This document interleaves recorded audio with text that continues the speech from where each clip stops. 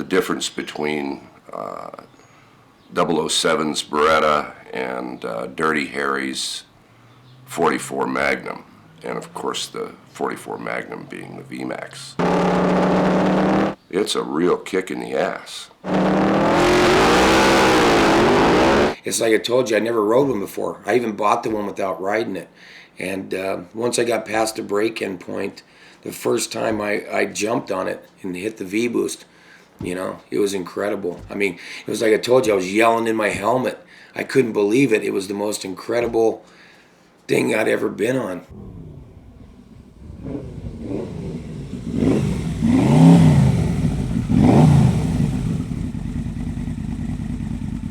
It takes a certain personality to buy a Vmax. It's a personality that's not shared by a lot of people. As a matter of fact, I think it's more an oddity than a norm. He's been riding for about 20 years.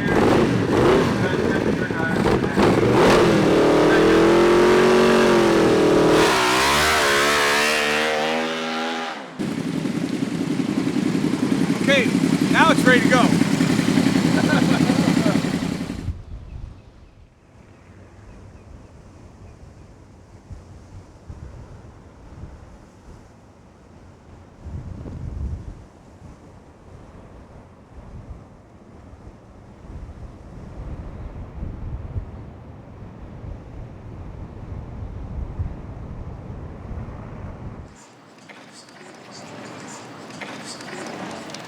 I just think that's some mother's daughter, you know? Who cares? It ain't my daughter. That's what women should do. They got the equipment, you get it.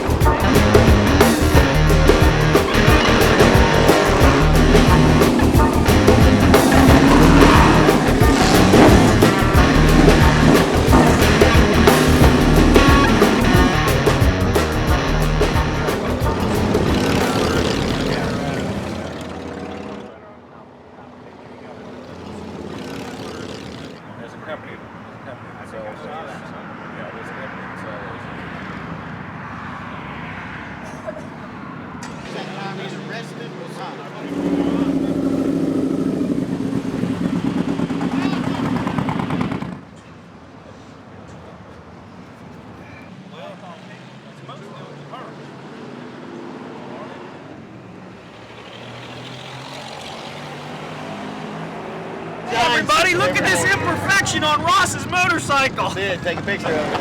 You're not going to be able to ride with us until you fix that.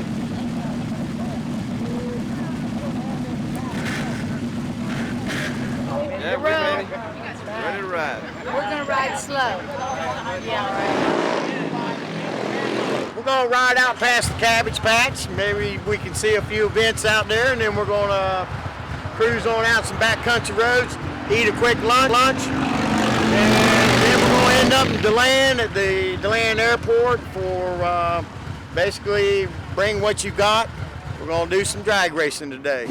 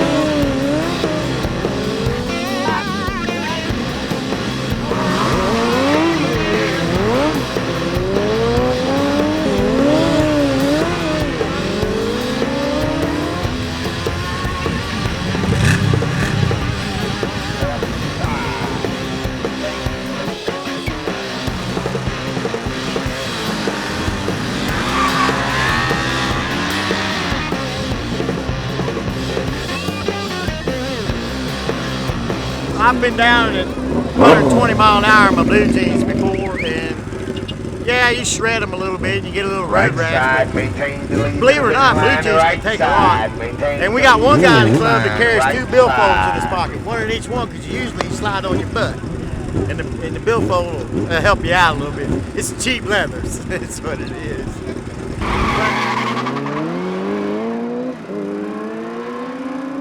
I couldn't get my notches to hook today. Did you see me losing on those?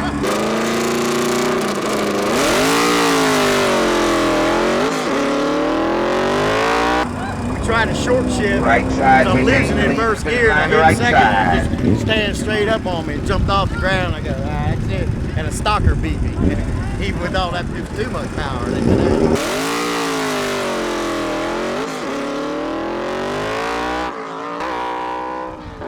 Left side takes control of the race. The left side takes control of the race.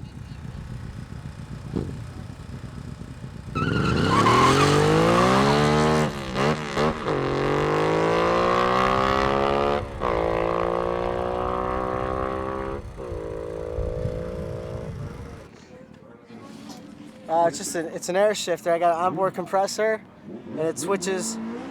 Here's a switch right here. It switches from the air horn to the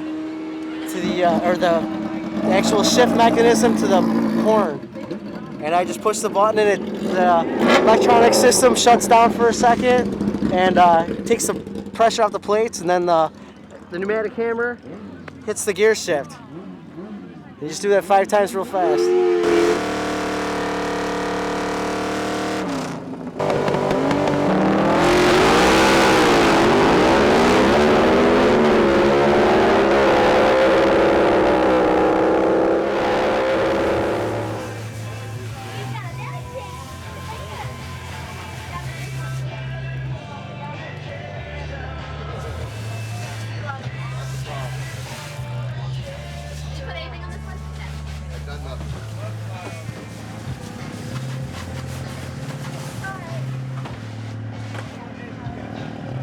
I am studying communications. How am I communicating so far?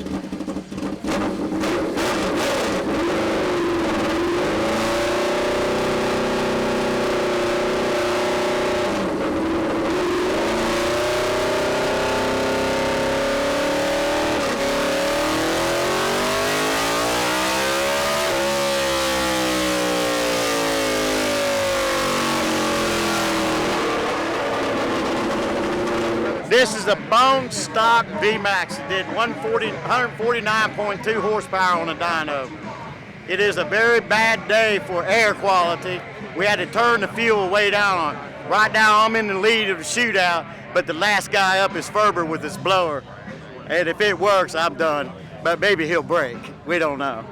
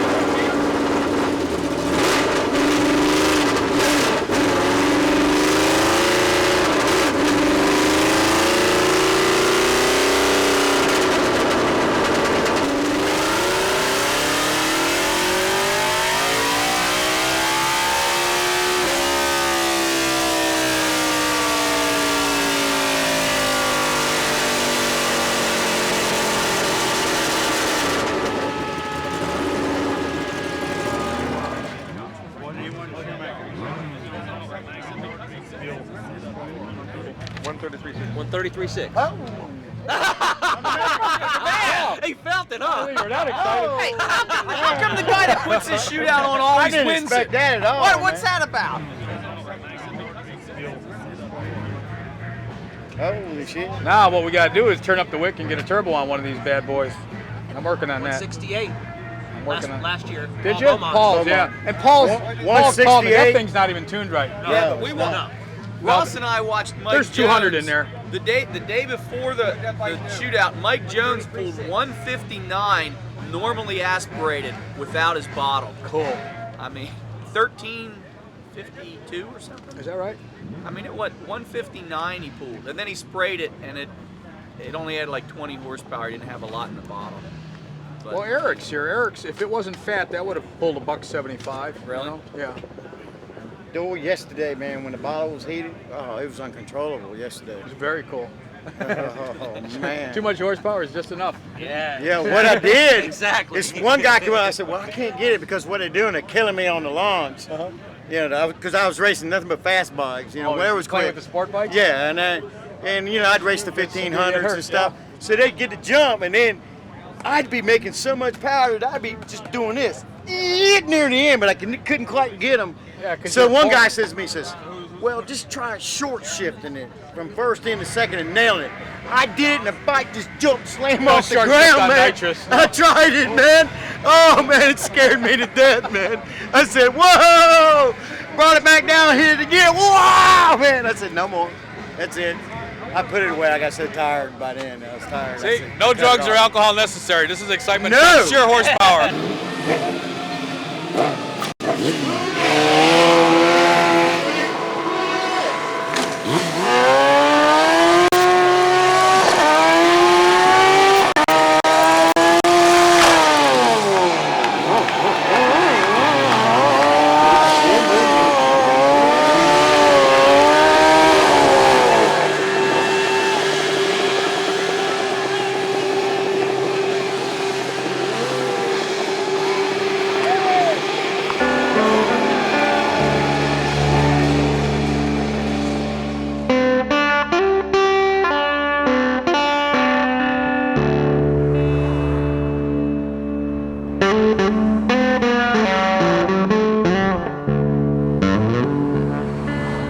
The inherent drawback to the Vmax, as all Vmax riders know, is it only holds 3 gallons of gas right here. And living in the Southwest desert, this range on this bike and with the way I ride it can sometimes be 90 miles or less. If you're in V-boost a lot of the time. And a lot of the gas stations are more than 90 miles apart. The gas stations, like when I ride up to Albuquerque, there's one stint where I have to ride 120 miles between gas. And also I do several trips out to Vegas, from El Paso to Vegas. El Paso to Vegas is 609 miles. So what I did was I sat down and I did the math, figured out how much gas I needed to get from El Paso to Vegas without stopping, because I'm that kind of weird personality where I want to get there and not waste any time. So I looked in a Doom Buggy gas tank and found these gas tanks, or a Doom Buggy magazine rather, and found these gas tanks. And I got a day off from work and a MIG welder, and I welded up this bracket for them. And so they call me the Vmax Rocket Man. This is 12 gallons of gas in the air, 6 in each tank. So that's 12 gallons of gas hanging. That's over 100 pounds of fuel hanging. And then we got 3 gallons internal, so we got 15 gallons of gas on board. This bike holds more gas than my wife's car does. And it's got about a 700, 800 mile range. I go back and forth between El Paso and Las Vegas without refueling in about 7 to 9 hours, depending on how insane I want to be. But the way the bike got its name was I drove it up to Albuquerque. I'm also in the Air Force Reserve. And I was up there, and my bike, next to our base, we have all the planes that our base has ever flown. And one of the planes that we flew was the P-51 Mustang from World War II. And it's got these great big silver tanks underneath the wings with the American star and bar on it. And when I had my bike parked next to it, taking a picture, one of the actual P-51 pilots from World War II that was in the units walked up to my bike, and he says, well, god dang, boy, that bike looks like a P-51 with drop tanks hanging under the wings. So henceforth the name stuck, the P-51 Long Range Max. I believe it's on Indigo's website, if I'm saying that name correctly, is the longest range Vmax in the world. And then also the dual headlights was a necessity that I had to come up with, because going through, like I said, West Texas and southern New Mexico, there is no street lights on the interstate, but there is a lot of antelope and deer. And if you hit an antelope or a deer going 80 miles an hour on a Vmax, it's a pretty ugly situation. I got down to 60, and all of a sudden I just saw a flash of deer hair, deer fur, flash in my headlight beam. And then the split second later, I heard the engine revving up, and I felt like I was airborne. And it was no different as if somebody had stuck about a foot tall ramp out in the middle of the highway, and I hit it going 60 miles an hour. The bike went in the air. I landed. The bike wobbled a little bit. Once it got down on the ground, I started trying to downshift and realized my clutch handle was bent out of place. But I mean, it was still close enough that I could clutch it. So I shut the bike down and pulled over to the side of the road and was basically still, didn't know what had happened. I was just like, what just happened?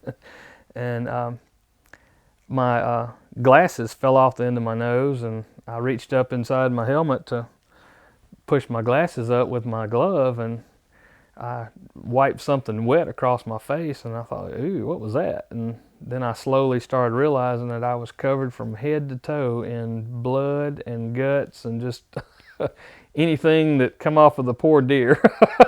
Well, I stopped off at a hamburger joint on the side of the highway there in Louisiana one day, and in 1985, the Louisiana State Troopers used the Vmax as their patrol bikes, as their the state patrol bike. And when I pulled off in that hamburger stand and I saw those dual intakes sitting there on the side of the hamburger stand, it looked like an F-15 Eagle from the Air Force with those dual intakes. It looked like it could suck up small birds and rodents and stuff like that. And then the guy that was sitting there, the state trooper, he just couldn't be prouder of that motorcycle. And I walked over to it and I was looking at it, and of course he comes walking up. It was painted a midnight blue with a yellow outline of Louisiana on the fake gas tank. And I started asking him about it, and he started telling me about how it was the fastest accelerating machine in the world at the time, and that the Louisiana had purchased them to lessen the pursuit time, because he could get up and get behind anything and stop them in time. And it was their ultra pursuit bike. And so that turned me on, and I knew I had to have one day. And then the years went by. This is when I was like around 16. Well, when I was around 28, Mama, my wife, finally decided to let me buy a new bike. Bikes have been my primary means of transportation my whole life. But I've never had a new one. I've always bought secondhand bikes. And Mama said, okay, it's finally time where you can go out and buy a new bike. So I started looking around. I did the Harley thing and the crotch rocket thing and looking at all the different bikes. And then I walked into the dealership up there in Albuquerque, New Mexico, where I do my drills. And he had a Silver Max sitting on the showroom floor. And I remembered the Max I saw when I was a kid. And I said, oh, that's the bike that I really liked when I was a kid. Maybe I'll give it a test drive. So the guy fueled it up, oiled it up. I got on it. We primed it. I took off, and I was riding down Tramway in Albuquerque, New Mexico. And the impression I first got from the machine was it was a huge, lumbering, bulking machine, like a beast. And it was the performance wasn't really that good, and it was just I was really turned off. I was really disappointed into it, but I was babying the throttle at the time because it was a new bike. I didn't want to drop it. So I brought it out on the Tramway down there in El Paso, and I got a clear shot of road in front of me, and I said, well, let me just romp through the gears a little bit and see what it can do. I was in second gear, and I was in third gear. I dropped it down in the second, nailed the throttle, and as that RPM gauge, that little RPM tack right here, it climbed to 6,500. I had a white knuckle death grip on the handlebars. My head snapped back. My butt slid back and hit this ass pad back here, and I swear, as I looked into the heavens, I could see the hand of God coming down and taking the bike and shoving it forward. I knew at that instant I had to buy one, and I turned around and went right back to the dealership and ordered one that day. In concepting the Vmax, of course back in the early 80s, late 70s, our customer was young, kind of motorhead type of guy, looking for performance in a product. We felt we needed a motorcycle that would give him that kind of extreme power. Given the fact that we'd just come out of an era of the muscle car, and things had been changing quite a bit with the introduction of the EPA, all of the automobiles had become quite sterile and had lost most of the character that they had.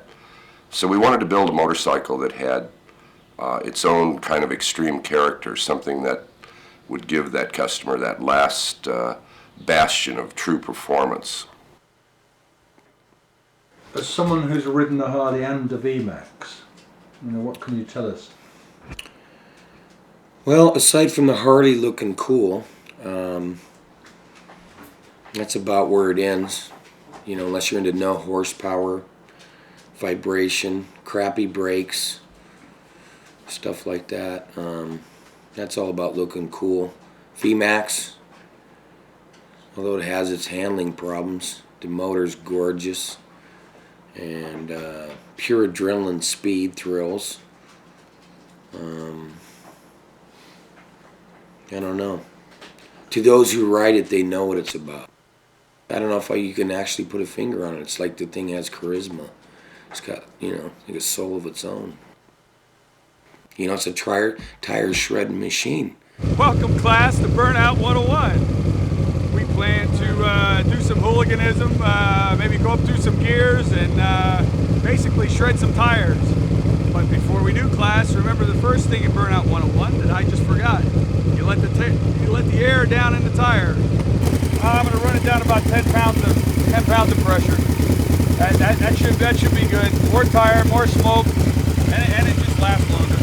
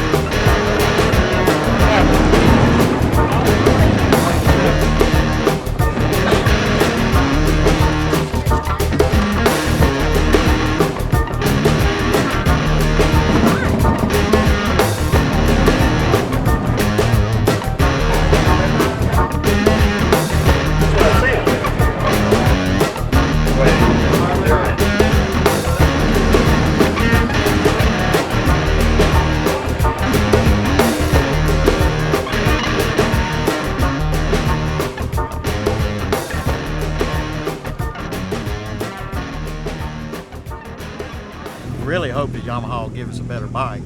Well, I'm tired of dropping $5,000, $6,000, $10,000 in motorcycles to bring them up to standards. Come on, guys, this bike is 15 years old and you haven't done anything yet. I've always said if Ed Burke being the father of the Vmax, sometimes I question whether or not the child has been neglected. Yeah, we pray to Ed Burke, father of the Vmax, would you please give us a better Vmax? We have to be right on when we do it. We've spent a lot of time studying the customers, and yes, we know that there are a number of people out there that are somewhat frustrated that we haven't released a new Vmax or built a new direction Vmax. But when we do, and eventually we will, the product will be exactly the right image and functional value to carry on this legend, that the customers have created with this product. And is it possible to, in any way, characterize what features that bike might or might not have? I think the only feature that I would characterize is it'll have to be the biggest and the baddest motorcycle on the block.